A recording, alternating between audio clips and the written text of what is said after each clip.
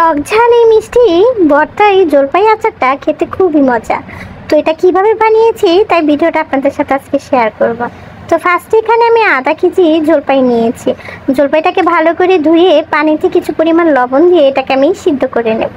তো সিদ্ধ হয়ে যাওয়ার পর এটা ঠান্ডা করে রেখে তারপর এটাকে আমি হাতে আলু ভর্তার মতো ঢলে নেব। তো সবগুলো ঢলে রাখার পর এরপর আমি সবগুলো উপকরণ একটা একটা করে দেখিয়ে দিব। তো এখন আমি এখানে নিয়েছি সরিষার তেল, পাঁচফোড়ন, আর নিয়েছি এলাচ তেজপাতা, আর হচ্ছে রসুন কুচি, আর হচ্ছে মরিচ গুঁড়ো ঝালের জন্য, আর এখানে নিয়েছি জিরা বাটা, আর হচ্ছে এখানে সরিষা বাটা নিয়েছি, আর আদা রসুন নিয়েছি। তো পেঁয়াজটাকে আমি তেলটাকে গরম হয়ে যাওয়ার পর এখানে দিয়েছি হচ্ছে রসুন কুচি আর হচ্ছে শুকনো লঙ্কা দিয়ে পাঁচফোড়ন দিয়ে এটাকে আগে আমি একটু ভাজ করে নেব। তো নেওয়ার পর এটাকে একটু নাড়াচাড়া দিয়ে তারপর এরপর মশলার উপকরণগুলো একটা একটা করে দিয়ে দেবো।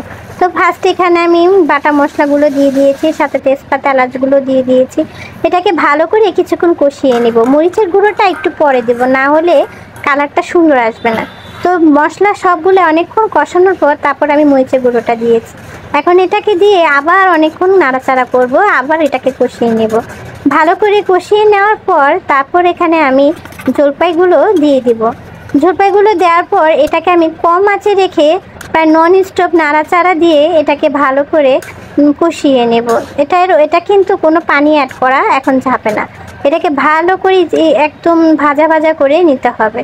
তারপর পরিমাণ মতো চিনি দিয়ে দিলাম। চিনিটা আপনাদের পরিমাণ মতো দিবেন। তো আমি একটু মিষ্টিটা দেবো, তাই মিষ্টির জন্য একটু বেশি চিনি দিয়েছি। তো চিনি দেওয়ার পর এটাকে আবার নাড়াচাড়া দিয়ে এটাকে ভালো করে কষিয়ে নেব। তো দেখুন কালারটা কিন্তু চেঞ্জ হয়ে আসছে। তো চেঞ্জ হয়ে যাওয়ার পর এখানে এখন আমি একটু পানি দিয়ে এটাকে কষিয়ে নিয়েছিলাম। তো কষিয়ে নেওয়ার পর এটা তেলটা যখন উপরে উঠে আসবে তার মধ্যে এখন আমি একটু ভিনেগার দিয়ে দিব যাতে আচারটা ভালো থাকে। আর এর মধ্যে দিয়ে দিব হচ্ছে পাঁচফোড়ন গুঁড়ো, পাঁচফোড়ন আর জিরা গুঁড়োটা দিয়ে এটাকে আমি আরও কিছুক্ষণ নাড়াচাড়া দিয়ে ভালো করে কষিয়ে নেব। তো ব্যাস হয়ে গেল ঝটপট জলপাই আচারটা। আর এই আচারটা খেতে খুবই মজা। আপনারা বাসায় একবার হলেও ট্রাই করবেন, দেখবেন খুব ভালো লাগবে। এটা খেতেও যেমন মজা, দেখতেও খুব লোভনীয় হয়। জীবনে সঠিক মানুষটা পেয়ে গেলে জীবনের অন্তিম মুহূর্তটাও যেন আনন্দে ভরে ওঠে।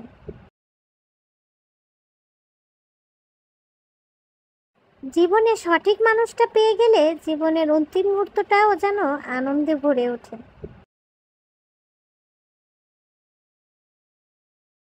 জীবনে সঠিক মানুষটা পেয়ে গেলে জীবনের অন্তিম মুহূর্তটাও যেন আনন্দে ভরে ওঠে।